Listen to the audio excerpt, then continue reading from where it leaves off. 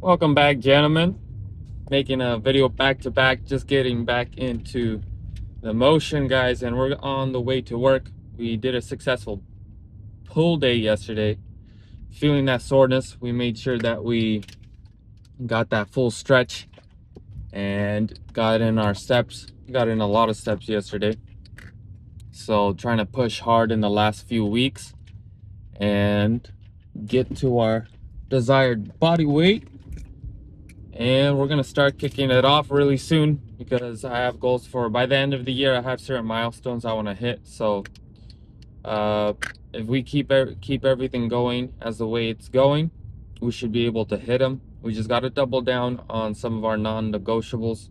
Been Today I did a good job. Well, last night I did a good job because I got like 7.5 hours of sleep. I made sure to go to sleep early and sleep in a little bit, so I'm getting into work 30 minutes later than usual. But that was necessary because I can feel the cortisol build up, the stress build up in my body, and I was starting to feel very like watery. Well, I can feel like I'm holding on to a lot of water, and that's just due to lack of sleep, overworking, and I'm following a car that has clearly exhaust issues and should be not even driving, but it's not. But it's on the road. Um, but as I was saying, we're on track to our goals, and just wanted to give you guys a little, little shout out. Not a shout out, but just help you guys be aware of this. But the pure protein bars are really good. They're very tasteful. If you have a sweet tooth or a savory tooth, I certainly do. Those are a great way to hit at least your macros, and then also get your protein, and it hits the sweet tooth. It really tastes like you're eating like candy. I always have that with my black coffee, and sometimes I add like a splash of non-fat milk into it. And that's like one of the things that made this whole process very easy, is finding something in the very morning, maybe one of the first or the second things you eat every single day, be something that you really enjoy, and then also having a slightly bigger, or on average a little bit bigger meal towards the night, and just having the beginning of the day start off with a snack or like a little breakfast that energizes you, and it hits all the needs that you have, all the craving needs that you have in the beginning, really help you get through the whole process. Because if you are trying to hit your macros and your calorie intake without having anything you enjoy throughout eating throughout the day, it becomes very difficult, very mentally tolling and physically tolling. But I literally don't have anything on my meal plan that I don't enjoy eating. The only thing I would want is for the portions to get bigger, but we're not in that process. So hopefully once not hopefully but once we hit our our body fat percentage, we're able to go back to maintenance. That's an extra 500, 500 to 600 calories extra a day. And, I'm already thinking about all the different things I'll be able to expand. And mostly of it's going to go into like, I really like sweet potato. I like my oatmeal. I like fruits. Um, Protein, I'm already taking a good amount, and protein I don't really need to mess around with, as long as I get what I need. All that extra 400, 500 calories are going to go to carbs and fats, because I like avocado a lot. I like toast with avocado. That might be one extra meal that I can add to my whole meal plan throughout the whole day, to be able to hit my maintenance and add some like little protein to it, or just make it really big. And that will satisfy me and make the meal plan very easy to execute every single day, especially when you're operating around maintenance.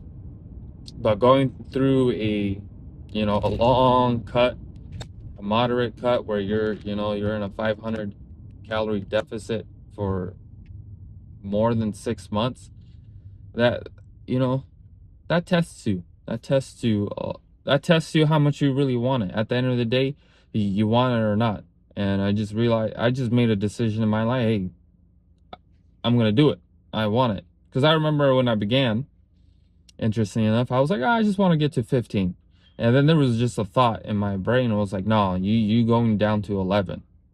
And I was like, 11 or 10 even. I remember I was like 10 or 11, 10 to 12. And I was working out at the gym while doing it. I was like, and I just made the decision. All right, we're doing this till we hit 11. I don't care how long it takes, but we're going to do it. And we're going to hit 11. So we're almost there. Very exciting. And I'm just going to use that as the trajectory, or not the trajectory, but the launching pad for my next thing that I'm going to start working on. So, and just looking back at it, it's like you feel very proud of yourself, and also empowered, knowing that, hey, if you're able to do this, and because you stuck it out no matter what, just knowing that, hey, you made the decision and you have the ability to stick to it, the discipline, and it's just applying yourself. And right, it's a mixture of doing it right, doing it consistently, and when I say doing it right, it means doing it with intelligence, with wisdom, right? With smartness, because hard work can only take you so far, guys. You need hard work and be smart. Yeah, there's sometimes people who can outwork a smart person, but for how long, right? When it comes to like fitness, how long can you carry on a diet? When it comes to running a business, how long can you do it through just hard work, and you don't, leverage business systems, methods, and read books to figure out how to do things quicker and faster and smarter? If you're not really doing that, right, you're missing out on multiplication, compound effect, right? You can grow while using hard work, but through knowledge, you're able to leverage it and multiply. And that's going to make the difference between the person that's making 6 zeros to the person that's making 7, 10 zeros. Is knowledge. And knowledge, you could read a book for an hour a week, and because you read that book an hour a week, that gave you the wisdom to know how to multiply your money by 10.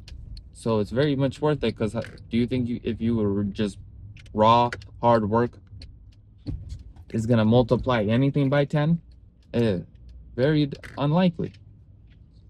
So I gotta figure out if I'm able to get a parking spot, because I'm here a little bit later than usual, and all our parking lots up in Washington get packed real fast. So let's see. But I'm gonna end it here, guys.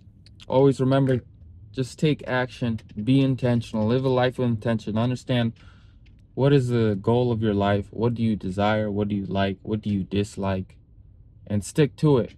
And sometimes you will find out there's things about yourself that you're like, wow, I never knew that.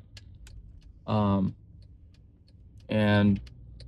the faster you accept it, the faster you come at peace with it. And the faster you come at peace with it, the faster you're able to just move on gracefully through your life. And at the end of the day, guys, peace is one of the most important things. So don't sacrifice your peace for appeasing others, because it'll bite you. It'll bite you back, and it's a lose-lose situation. Don't betray yourself, because when you betray yourself, expect your external environment, your relationships, and everything around you to betray you. But when you are just straight up true with yourself, own it. And it doesn't allow you to be rude and be quote unquote like wicked or like deceitful or liar. That's not what I'm saying. But when you're honest and transparent, and you're actually aligned with divinity, you don't gotta apologize. You are one with yourself, and the people that are supposed to be in your life, they will come. And there will be stages where you develop, where you shed certain relationships, you shed certain environments, places that you used to know. And that's just a natural process of growth, because at the end of the day, the person that you live with 24/7, 7 times 70 is you. So again, live life with intention, know what you like, what you dislike, and just be proud of yourself. Do things that make you proud of yourself. That's where real joy comes from. We just try to escape. It's not escape. It's partially escapism, but that's also part. People just don't know how to find peace and joy, is because they have been tricked into thinking dopamine hits, fast, quick dopamine hits is, you know, the way of life. It's not. It's the exact opposite that leads to the real peace and joy that's found within, and that's just really connecting with God and then beginning to express God. You don't do things for God, you express God. You don't do things for love, you express love. And that's the very difference that's going to change your life and how you experience it to such drastic measures that your whole world will turn upside down. And and in other words, you will, when you understand what I just said, you will be translated from the kingdom of darkness into the kingdom of light. You will go through the process of inner resurrection, where you were dead to God and now you're alive to God. When you're dead to God, you do things for love. You do things for validation, right? You seek acceptance outside of yourself. But when you become alive to God and you realize that God's inside of you, you express love. You do things because it's who you are, regardless of people rejecting you or accepting you. You just do you because you realize this is what I'm built for, and it becomes natural. So other than that, guys, do your daily prayer, ask for your daily bread, and I'll see you guys soon. God bless.